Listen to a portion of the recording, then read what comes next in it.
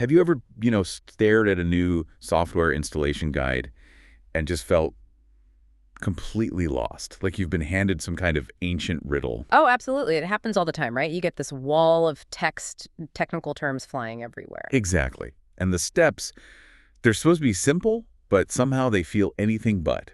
It can really take the fun out of trying something new. Definitely kills the excitement sometimes. Well, today we're going to try and cut through all that noise. We're doing a deep dive into an installation guide for something I think sounds really exciting. It's an AI learning platform called Virtual Robot Race, Ah, yes, the alpha version specifically. right? The alpha. And our mission today basically turned this potentially dense manual into a clear, maybe even fun journey. We'll show you how to get started, but also, why each step actually matters. And hopefully reveal some of the cool stuff behind developing and racing your own AI algorithm. Think of it as your smart shortcut to getting hands-on with AI. Honestly, the whole idea of training my own AI to race, that sounds pretty amazing. It really does. And what's quite fascinating about Virtual Robot Race, right off the bat, is its core promise. Easy, smart, low cost. That phrase definitely catches the eye. Well, in AI development, you often hit these high barriers, right? Complex tools, big costs, steep learning curves.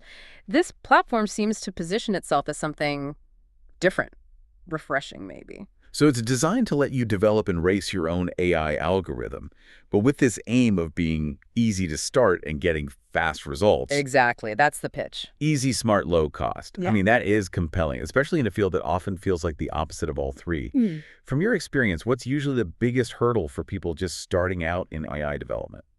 Good question. Usually it's the complexity, I'd say. Learning the frameworks, needing powerful computers, just, the jargon can be intimidating. Yeah. And Virtual Robot Race seems to tackle that directly by simplifying the setup, giving you this clear interactive space to work in. Makes sense. And just to be clear for everyone listening, this alpha version we're looking at, it's specifically built for Windows 11 right now. Okay, Windows 11. Good to know. But it offers this really neat range of control options for your robot. You can go full manual with a keyboard, use a CSV file for preset instructions, implement your own rule-based system, or dive into full AI control. Wow, okay. So manual, CSV, rule-based, and AI. That's quite a spectrum. It covers a lot, yeah, from direct input to, well, full AI thinking for itself. Just imagine, though, training your own AI to race. Whether you're just like AI curious or maybe thinking about getting more serious, this seems to open doors, getting that hands-on experience without needing a huge budget or, a PhD. It definitely seems aimed at lowering those traditional barriers. So if you're listening and ready to jump in, the very first practical step is getting the software, giving our robot its digital form, so to speak. Getting the code. The guide gives two main ways. You can clone or download the repository from GitHub.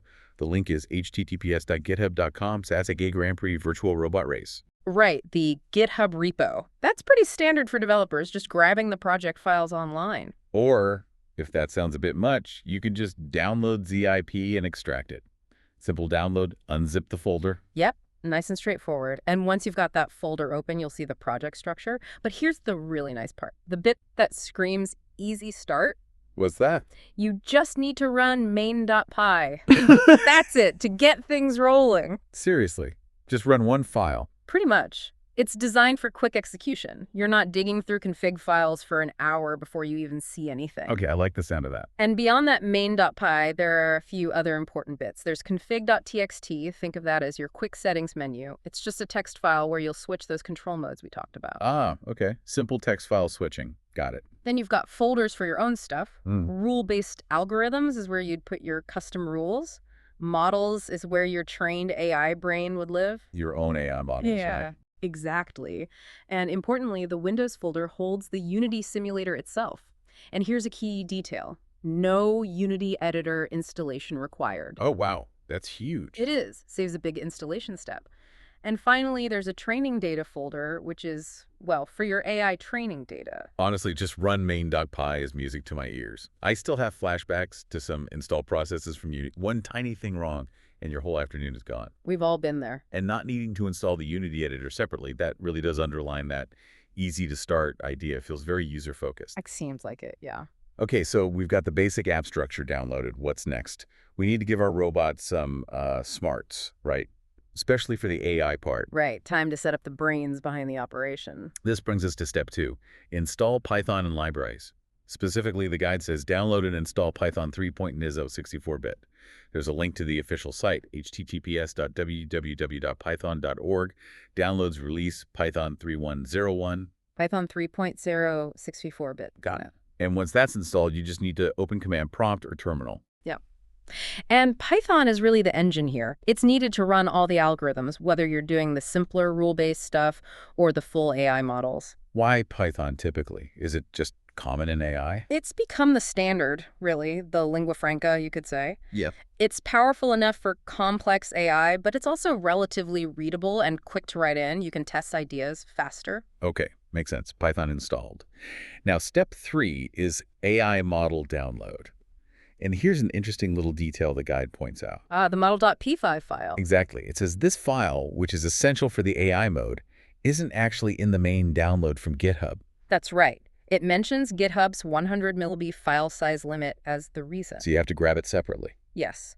The AI mode requires a trained model file, model.pf, and you need to download it from a Google Drive link they provide. Why is that significant, apart from just being an extra step? Well, it highlights something fundamental about practical AI, that model.pef file.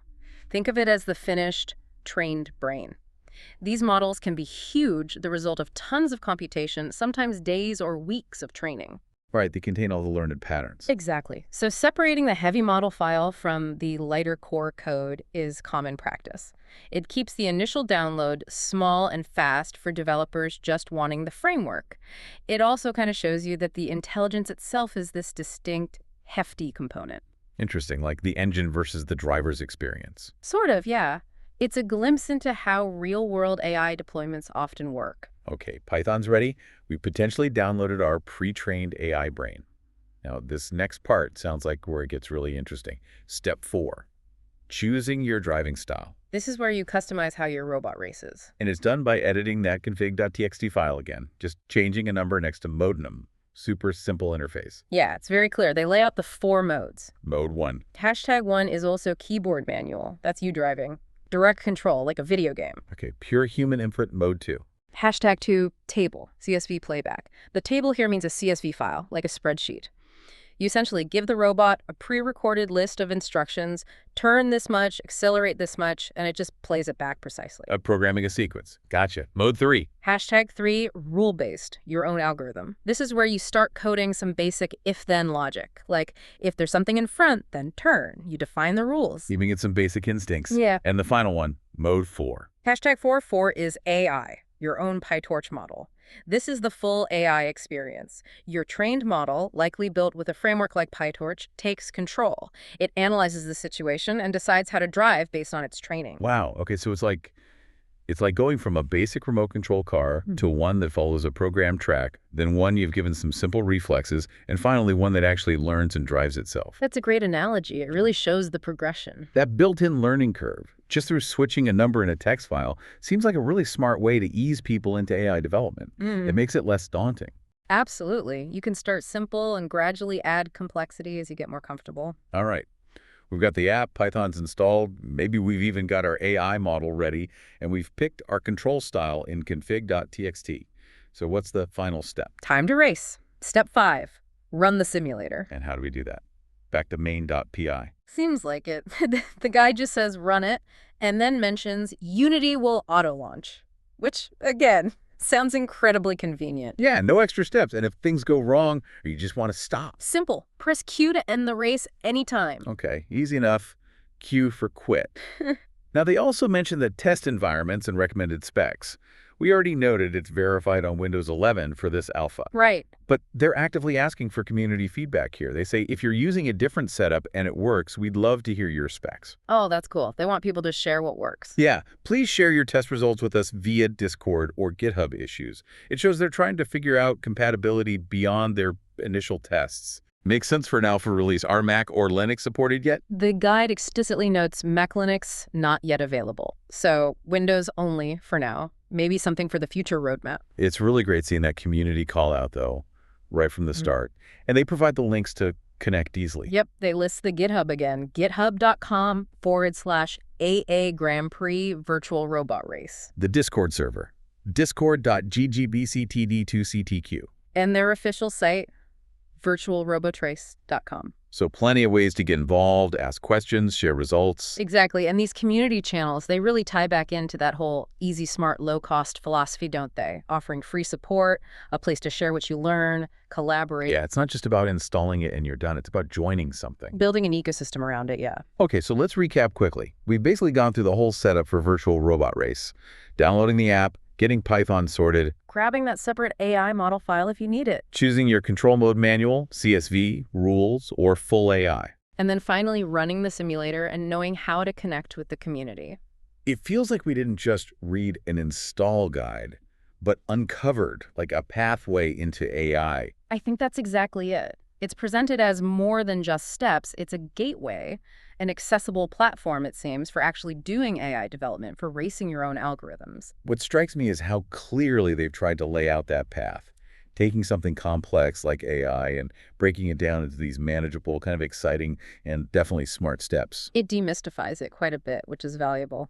So thinking about those different control modes we discussed, from you steering it yourself to giving it rules to that full AI takeover, Yeah. here's something to mull over. What's the most, I don't know, innovative or maybe unexpected way you could imagine training an AI to win one of these robot races?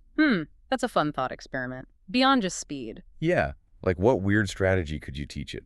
What surprising aha moments might pop up when you let an AI loose on a racetrack, even a virtual one? Something to think about.